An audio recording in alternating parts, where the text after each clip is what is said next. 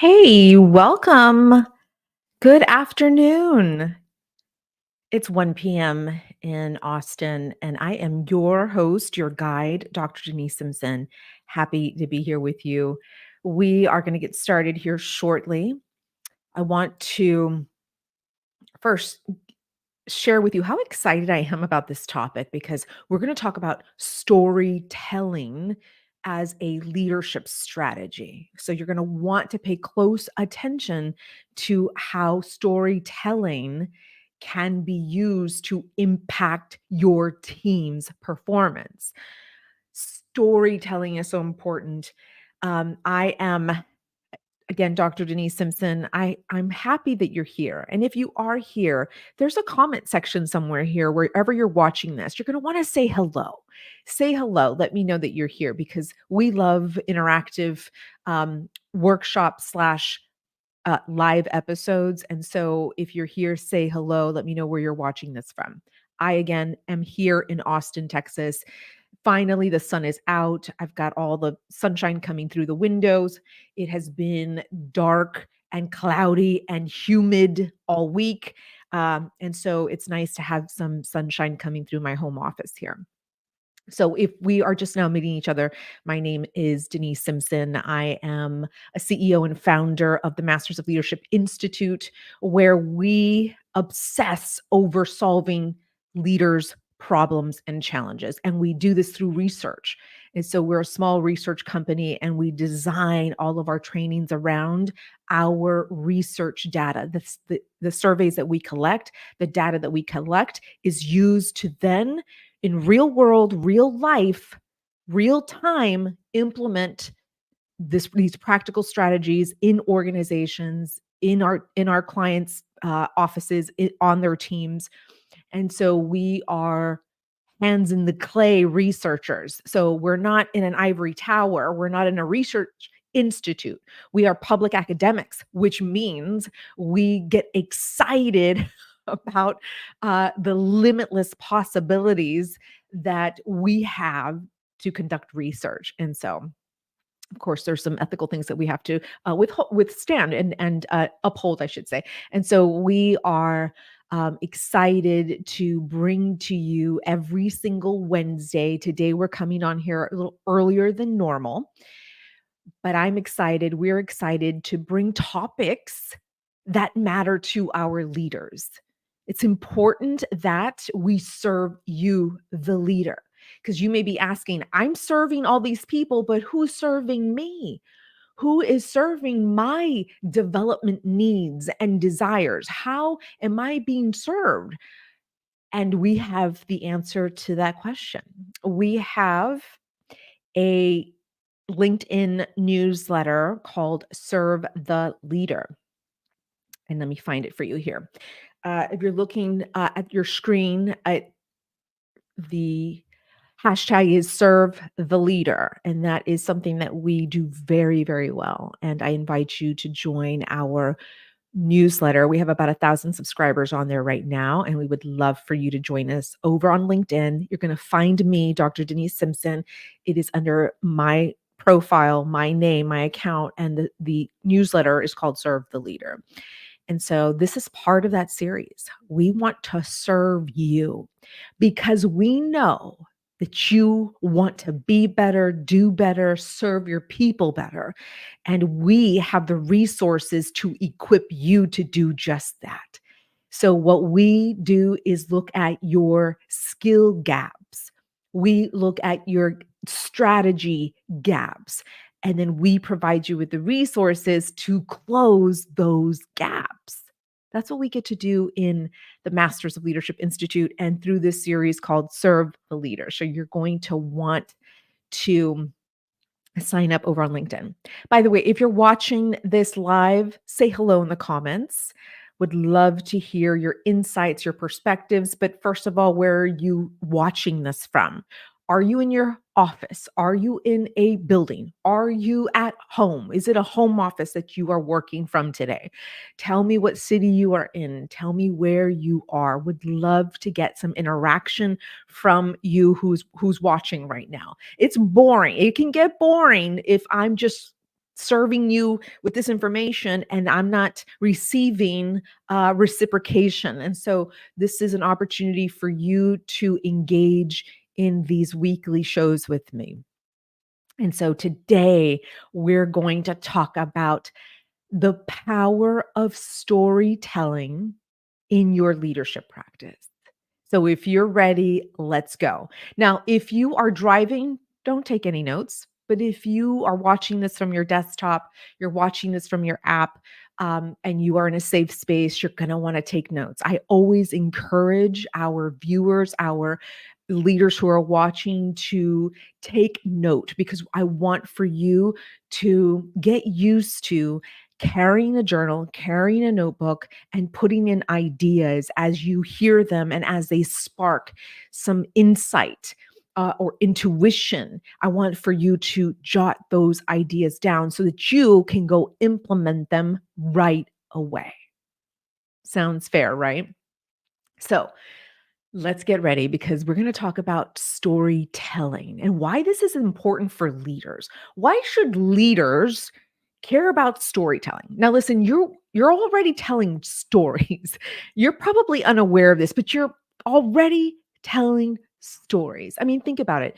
When you were first hiring, right, for whatever position that you just last filled, you were in the interviewing process with this prospect and you are trying to make the applicant comfortable and you just start a conversation and it turns into a story about you in traffic that morning, or a story about the weather, a story about something that happened with your daughter or your son, right? So you are already engaging in storytelling in all of these different circumstances. I mean, how about at the end of the day and you need to share what happened at work with your partner, with your spouse, even with your children? And you start from the beginning of the story. Oh, let me tell you what happened. So he came up to me, he asked me this question, and then I said this, and then he responded in this way, and then we got into a difficult conversation, and then this is what happened next. And so here you are already sharing stories. So you're telling stories again in different areas and contexts and circumstances of your life. And so what I want to bring to your attention today is to use storytelling in the context of leadership and why that is so important. I don't know about you, but I am tuned into the latest Netflix shows. Right? They have the trailers that are about a minute long, and the trailer is so enticing and it's captivating, and you want more after that short trailer. And so what's happening in my brain is I'm getting excited and the dopamine excess is coming through. And then I hit play. Let's watch this one. And then you get through the first episode, and if they've done their job, they keep you captivated and interested in moving into the next episode. And they have to do that. So producers and writers, these television execs, they know exactly what it takes to keep a person engaged in a storyline. So you are already experiencing this. How about at the movie theater? Right? The your senses are heightened. You walk in, you smell the popcorn, you see the patrons, you're excited, everybody's excited. You're getting your seat, you go and sit, and then you have the trailers at the beginning of the theater of the movie, and then the movie comes on. And you're on your toes, you're at the edge of your seat, you're excited. You have an idea of what's going to happen, especially if it's like a Mission Impossible series. One of the 10, I don't know how many he has now, Tom Cruise, but you kind of know there's going to be a lot of action in that. But that excites you. Even knowing that excites you. And so you remain engaged, you remain captivated, you want more. And then you end the movie, or the movie ends and you're just like clapping. Have you ever been in a theater when the audience claps? That just happened. I was watching, is it called The Longest Yard? It's about the Mexican American golf team down in South Texas, and they built a golf course in some isolated area, and they were practicing golf there because they weren't allowed to, play golf on the public golf courses or the private clubs. And so it was a group of boys that decided to play golf, and they are throughout the movie, there is a journey of the underdogs, those that weren't allowed to play, sports in the 1950s, and how far they've come along. So the whole story, it has these highs and lows and wins and losses, and at the end of the movie, everybody clapped. Everybody was so excited to see them succeed. I won't give you the ending, but it was really dramatic, and it was really exciting to see them win in the way that they did. And so that's storytelling at its best. When I lead my team, I am always sharing stories, and I share them through analogies. I share them through metaphors. I share them through my personal experiences. I mean, just like I know the story I need to tell my child, right? If my child, I knowing this person, knowing that he is going to resonate with very specific information that I share with him because I know him, I'm going to tailor that story to what he needs to hear. Perhaps it's a lesson that I would like for him to learn. And so I have to modify my language, modify my storytelling because I know how it could better impact him. Well, I do that with my team, with my team of 12. What do we get to do? I know them all individually. So I know how one is going to respond to the story. I know how the other one prefers to receive communication. I know that the other one likes brevity and please don't sugarcoat anything. So I know the people on my team, and I know how to deliver a story so that I can captivate the whole team. And so you're already doing that. I guarantee you, you are tailoring your stories that are filled with lessons, that are filled with insights, that are filled with directive to the audience that you are speaking to. And so storytelling is no different in leadership. In leadership, if you've done a good job in leading your people and knowing them personally, and I don't mean personally like intimately, I mean like their patterns and behaviors, and their strengths and weaknesses, which every single leader out here should know their team individually. If you are doing that already, then you know how to tailor a message so that they can receive, right? So if you're in a one-on-one and you're doing perhaps maybe a performance evaluation, and you know that this individual needs brevity, this person doesn't care for the fluff. This person wants it straightforward because that's how he communicates.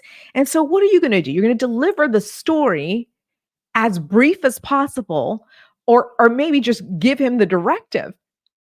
But what's important about doing this through storytelling is because of what's happening in the brain. So when we are communicating to our direct reports, to our employees, we are mirroring neurons. It's called neurocoupling. It's called neuromirroring. It is this idea that the neurons are firing together in sync with one another. Why? Because the brain is receiving this story. And in how you're delivering the story, that person is on the edge of their seat. They are ready to hear the next detail. They are ready to hear the resolution to this story. They are anticipating. They are excited. And then in how you deliver this story, right? You're going to use visual descriptors. You're going to be very emotive and very excited about the story that you're sharing. And as the recipient is listening to your tone, watching your body language, maybe even your nonverbals and how you're moving your hands like I am right now, they are waiting to hear, well, what's next? Wait, what do you mean? What how do you resolve this then? And you as a leader are now mirroring the neurons in your direct report. And so you deliver this information so that also their guard falls, right? A lot of our employees have their guards up. It's like, what is she asking me to do now? Oh gosh, here we go again. She just called me into her office. She probably wants me to do this project, and the deadline is like in a day. Oh god, here we go. So they're coming to you already with their guard up. They're on the defense. And storytelling allows you to penetrate and drop those walls, those walls that they've put up for you. They drop so that they are open to receiving the directive or the lesson through a story. Story is so powerful. And it is something that I use, like I said, with my team. And by the way, I do this in the classroom. I do this as I'm teaching or lecturing. I do this when I'm coaching one on one. I use metaphor all the time. I use analogies all the time. And it could look like something like, client could be telling me about a frustration. He or she could be telling me about an obstacle that they're faced with and that they don't know what to do. And then I can, easily come, share an example of what that could look like. And I can always say, I had a former client who, did this or did that. And so I'm sharing a story from a personal experience with another client so that they can lower their guard and they can now open their minds to receiving a solution to their problem. And so the power of storytelling is something that we need to tap into today. And that's what we're going to do. We're going to tap into this today, right now. So if you're watching this, hello, how are you? I'm Dr. Denise Simpson. I am the CEO and founder of Masters of Leadership Institute, where we obsess over leaders and we serve them every single day and we help them be better leaders because their teams and their organizations deserve it. So if you're watching this, please say hello in the comments. We want interaction. I want interaction. It's one thing to come here and just speak my heart out, and it's a whole other thing to do it when someone is on the other side of this camera and who is receiving this information and it's landing with you. So please share in the comments below wherever you're watching this. So we're talking about the power of storytelling in leadership. So let's start with why this is so important. I have 4 points that we're going to cover today. And if you have questions, post them in the comments right away, and I'll make sure we get to them before we end our time together. But why this is so important is because we, through storytelling, get to create a shared vision. So here we are, a team. Some of us may feel isolated from other teams, from other departments, from other regions. It's you and your staff. And it's, you are in this together. You are supportive with one another. It's the group think bias, right? We're all together and we want to protect each other and we want to confirm each other's greatness. And so here we are in this group together and we have a shared vision. You want to pull them into this collective unit with this vision. And you can do this with a story about this team, right? And it could look like, now listen, I know that we are a brand new team. And I know there are other teams that are well established in this organization, but we're all pretty new here. We're about less than a year old here. But I just want to share with you that we are unlike any other team in this organization. And here are the qualities that make us so different. We are open-minded because we're so new. We haven't learned the traditional way of doing things, the status quo of doing things here. So we could be innovative. We could be creative. That could be our excuse in taking risk in certain projects. And so here is a vision that I have for us as a team. And so let's highlight all of the positive aspects of us moving forward in fulfilling these department goals. That's a story. That's a story you can easily tell. Pull them into your vision, right? If you're a senior executive, which, the majority of my clients, private clients, are in the C suite. they have very strong visions for their companies, for their organizations. And it is your responsibility to be able to articulate what that vision looks like and how you can get everybody involved in fulfilling this vision, in moving in unison. Yes, in separate departments, different regions, but we're all moving in unison to achieve a very specific vision for this company. And so it is on you, leader, to be able to articulate what that looks like and how that every single person in that organization, number one, needs to have buy-in. And so you have them buy in by sharing the importance of this vision, not just to you, but to your customers that you serve or the constituents that you serve, and how your direct reports or your employees or the workforce in this organization all contribute to creating this vision, making it a reality. And so you create stories around that.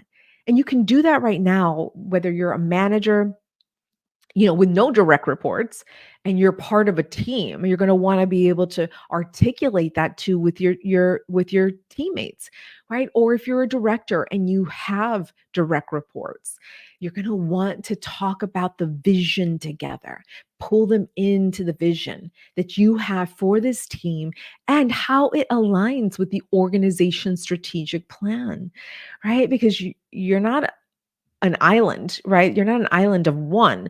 You are a team that is responsible for moving the group into accomplishing a goal, of strategic plan goal. And so that's why it's so important, because you can use storytelling to create this shared vision. And so that you can create cohesive, collaborative employees who are excited to show up every day, who are highly engaged and committed with this vision that you presented to them. And you're going to want to create a vivid, clear, exciting vision. That's the thing. Our challenge as leaders is to create highly engaged and committed employees. It's one of my primary research topics that I enjoy. It was part of my dissertation process. When I was in the doctoral program, I was obsessed with engagement and commitment and satisfaction, employee satisfaction. And the leader, their direct leader, the person they report to, was highly responsible for the commitment and engagement of that one employee. That's the research. And so if you are leading, you're going to want to take note on how to do this well. And here's the first point: create a shared vision through storytelling. Your employees want to know where they're going. There's so much ambiguity. There is so much vagueness. There is status quo that they have to battle every day. Not never mind having to battle personal stuff in their personal lives, but they come into the workplace and they're apathetic or they're just burnt out and exhausted.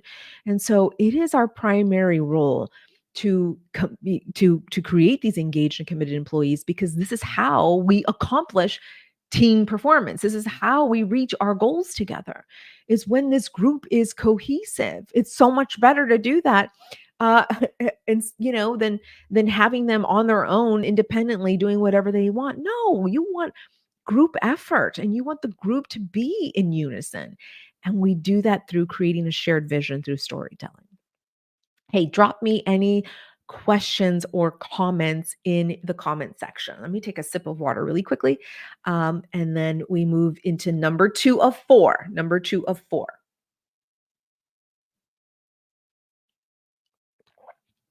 So, what does storytelling also do for us as leaders? It helps us build trust and connection with our team.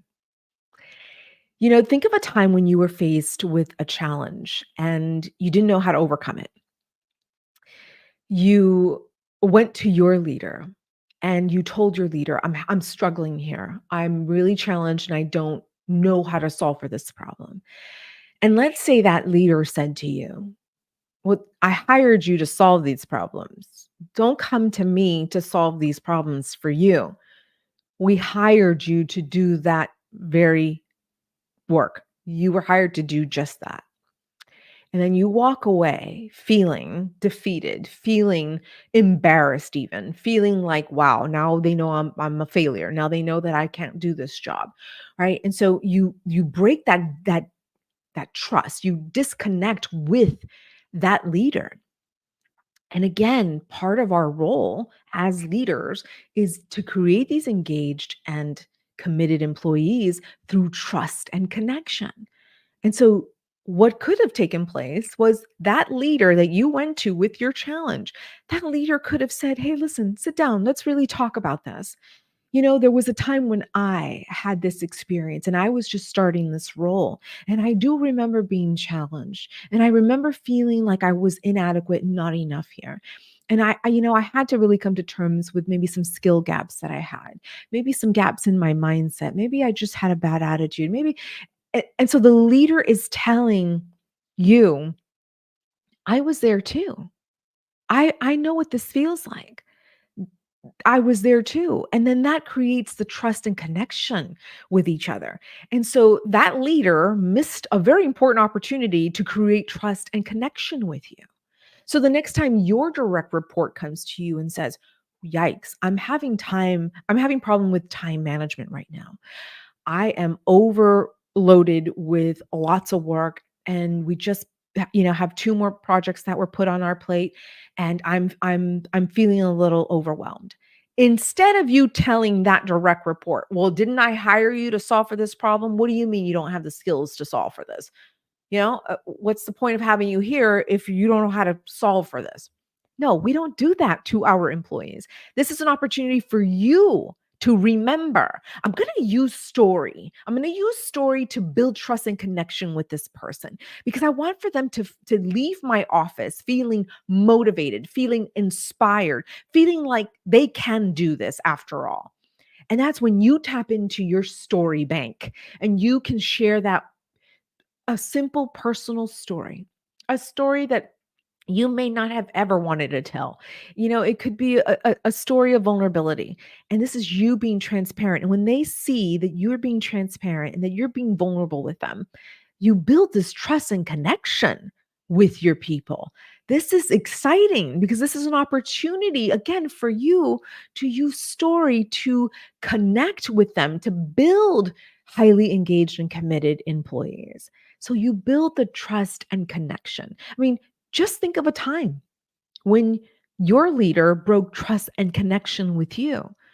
And what they could have done was taken this strategy of telling a powerful story with a lesson tied to it, with an insight tied to it, so that you could perform better, so that you can leave that office feeling like, yeah, I think I can do this. After hearing them tell me this story, it's possible for me to do this. So do not miss opportunities like this when you can fill it with a powerful story. So that's number two. Number three, let's move on. My goodness, any questions? Let me see our comments here. No comments. Okay. So I encourage you, if you're watching this right now, please put a comment, a question, an emoji, hi, I'm here, comment. Um, we want obviously engagement. I certainly do. I don't want to, I'm not here to waste anybody's time. I'm here to share wisdom and I'm here to share insights and would love to hear if you are resonating with them. So here's number three. We use the power of story to motivate and inspire action. Like I said earlier, our folks are dealing with a whole lot right now. External factors,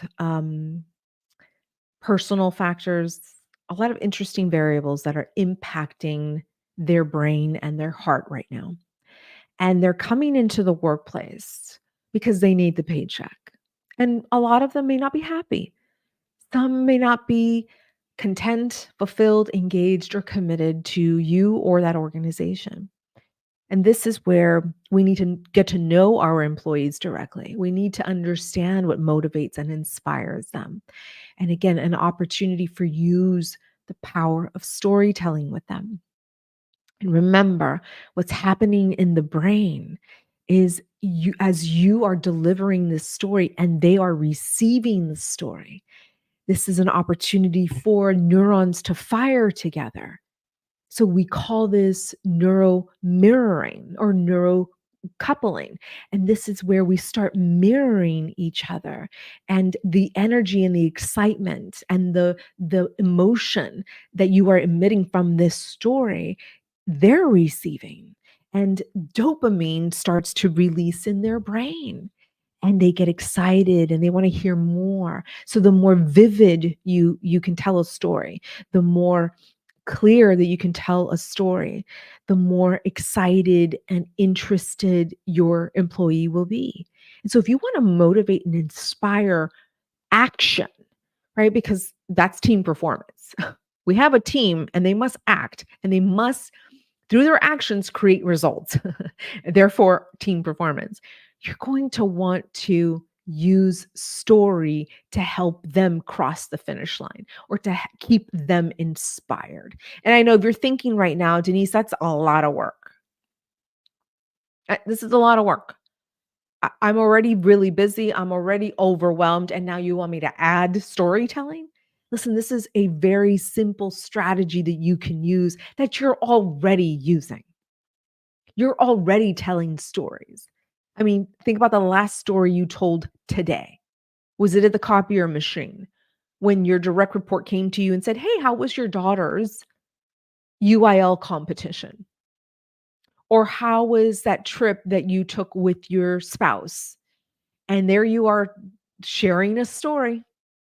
Well, you know what? Guess what? Our plane was delayed. We didn't get to Hawaii until like 10 hours later. We were already on that plane for 15 hours, and now we had to wait another 10 hours. It was such a mess.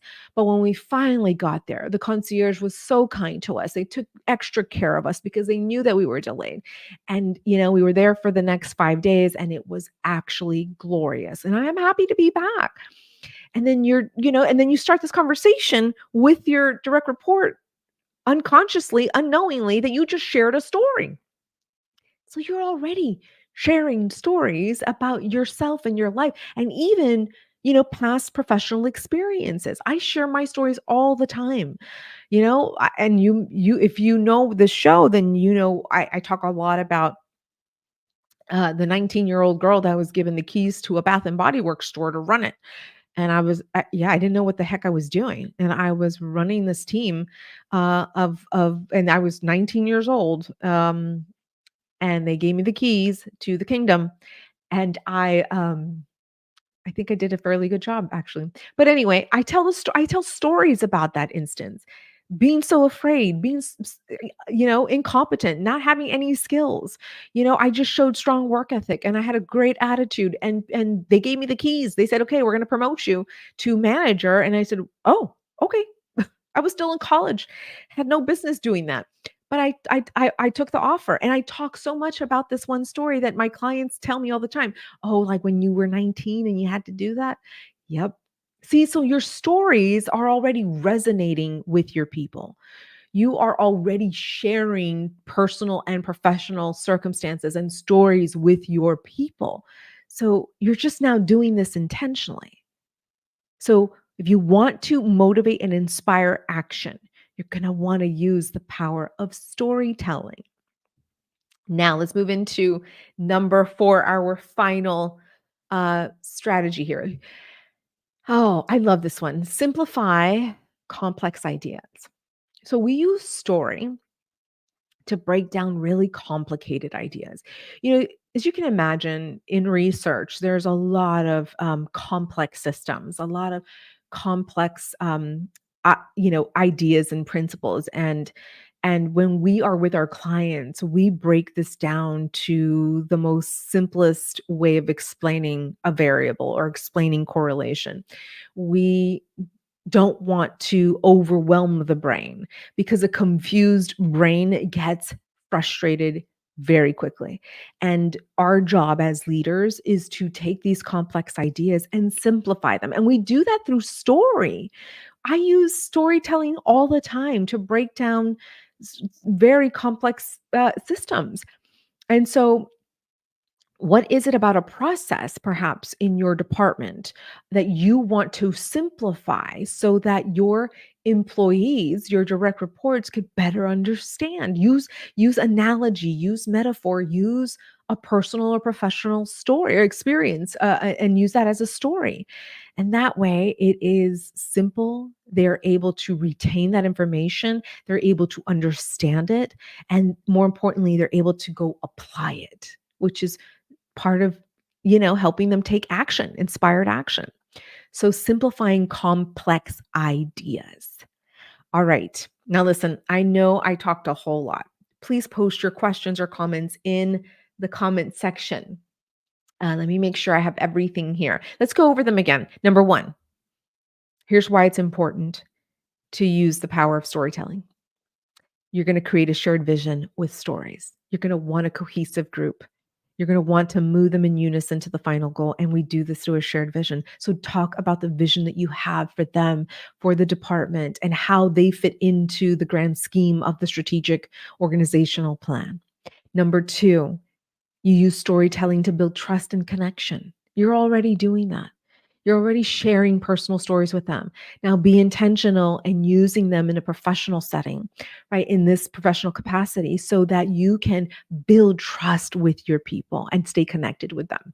Number three, you use storytelling to motivate and inspire action, right? Our employees take action. Those actions create results. Those individual results create a collective team performance. You're going to want to use storytelling to help them move forward. And then, final reason why storytelling is so powerful is you're going to use it to simplify complex ideas so that your team can take something so nebulous, so abstract, and put it into a practical way of applying. That's why storytelling is important. And so, okay, let me make sure I don't have any questions here. No questions. Yay. Okay. Well, good. Maybe I was thorough. All righty. So let me give you a word of caution. Don't make the stories about you entirely. Like I used to have a leader who was quite absorbed, and everything was about her and her trauma and her dilemmas. And although I know she was trying to connect with me on a whole other level, her stories left me very confused and left me almost feeling sorry for her. And I don't know if, and I don't think she was intentionally using storytelling to connect with me. I think she just needed somebody to talk to. So I want for you to be careful with that. If you have a tendency to share more than you should, pull back and only use a story to convey an insight, to have underlying lessons that you want for them to take, right? You're going to want to be very careful in how you use storytelling so that you don't overwhelm the person. You don't leave them confused with your story. Make sure it has purpose and intention. And this is gonna take time because there's an art to storytelling.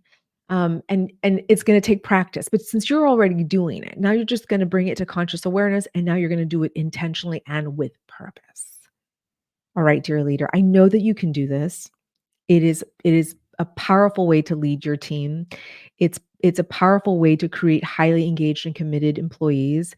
If you are wanting high performing teams, you're going to want to use this really simple strategy that that allows for them to open their minds to these insights, these lessons, the directive that you want to embed in those stories so that they can have a better understanding, so that they are more committed to the vision of the team. So, I hope you found this helpful. We are, oh my gosh, almost 40 minutes in. My intention was only to be on here for 20 minutes, but that's what happens. Let me invite you to join my email list. If you're not on there yet, We have a weekly newsletter, and it is all about serving you, providing you with resources that are going to make your leadership practice better. We want you to be a better leader. We don't want you to fail your team. We don't want for you to not perform at your best. And we want to give you those resources. So you're going to want to go to drdenisesimpson.com/leadership.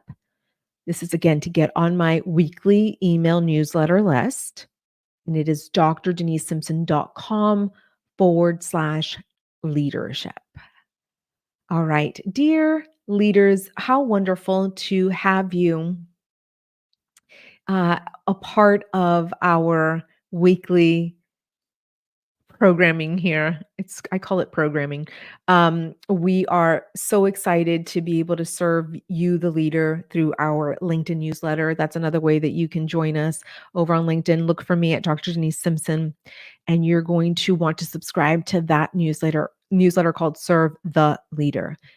Get on there as soon as possible. We have about 1,000 people on that newsletter right now, and love to grow it and love to serve even more leaders out here in LinkedIn land.